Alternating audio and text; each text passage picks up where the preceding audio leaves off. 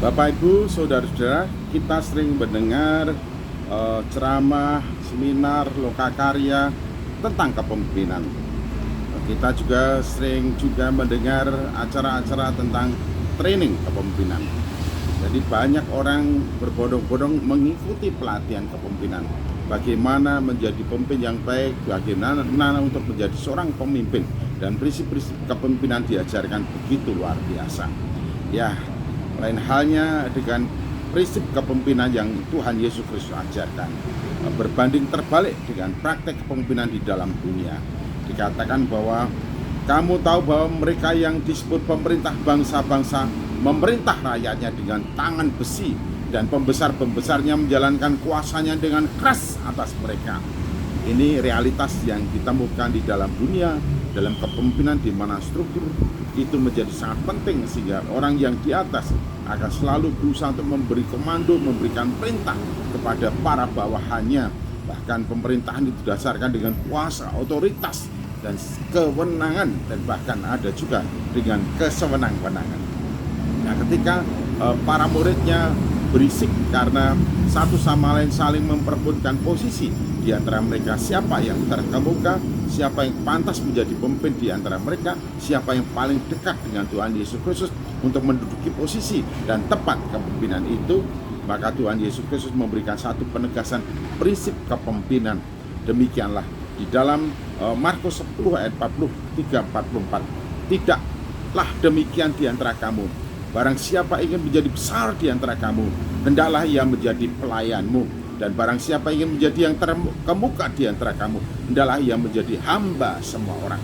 Lalu ajaran Tuhan Yesus Kristus tentang pemimpinan itu disebut dengan kepemimpinan hamba.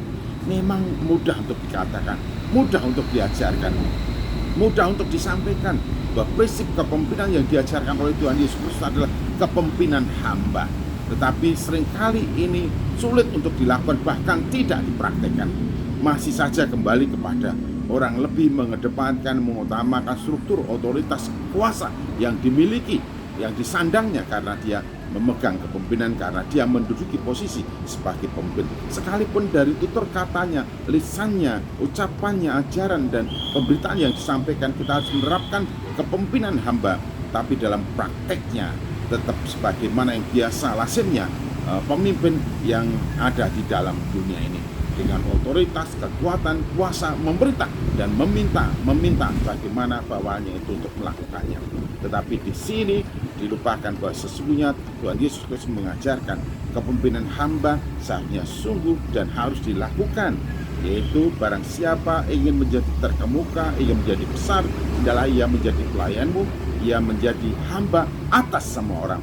Jadi kalau seseorang terpilih menduduki posisi kepemimpinan sebagai pemimpin apapun, seperti halnya yang bulan November nanti ada kompetisi mengenai pemilihan calon pemimpin kepala daerah, yaitu pilkada, maka posisi itu sebagai mandat, amanat dari Yang Maha Kuasa.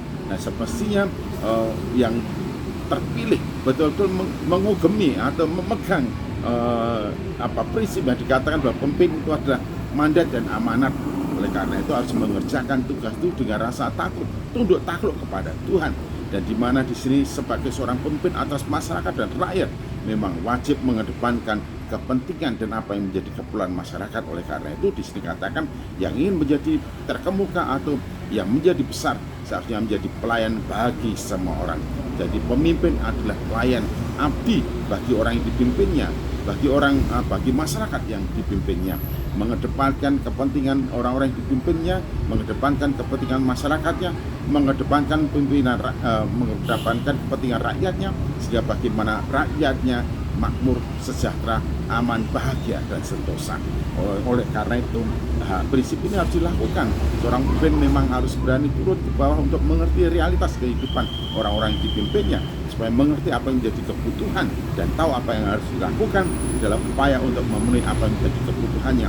Prinsip kepemimpinan hamba memang dimulai daripada ketika kita menjadi bawahan, bagaimana kita mampu mengikuti dan melakukan apapun yang diinginkan, dikehendaki oleh pemimpinnya. Jadi kepemimpinan hamba itu juga kepengikutan sekaligus ketika seseorang menjadi pemimpin pada strata yang terbawah, bagaimana ia bisa mengikuti apa yang diinginkan oleh komando komandan atau pemimpin utama kita. Sebab barang siapa setia perkara kecil, barang siapa bisa memimpin dalam lingkup yang lebih kecil, ia prospektif untuk menjadi pemimpin ke yang lebih besar lagi. Kiranya Tuhan Yesus Kristus memberkati dan kita semua berpegang prinsip menjadi pemimpin kepemimpinan hamba sebagaimana yang diajarkan oleh Tuhan Yesus Kristus. Haleluya.